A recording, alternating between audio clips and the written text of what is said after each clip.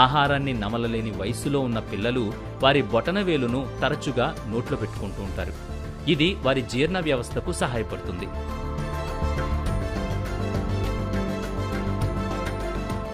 చూపుడు వేలు గాలి, ఉంగరపు వేలు భూమి, మధ్యవేలు అగ్ని మరియు చిటికెన వేలు నీటిని సూచిస్తాయి.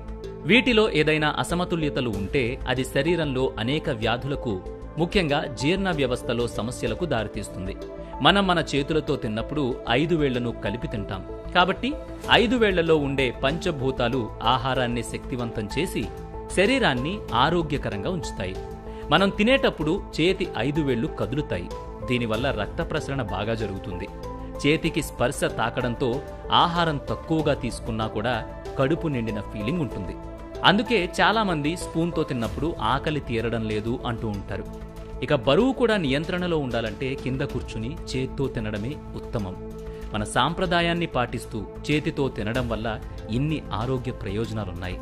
కాబట్టి ఆహారం విషయంలో స్టైల్ని పక్కన పెట్టి 5 వేళ్లు నోట్లోకెళ్లేలా తింటే ఎన్నో ఆరోగ్య ప్రయోజనాలున్నాయని మన పురాణాలతో పాటు ప్రస్తుత సైన్స్ కూడా చెప్తుంది.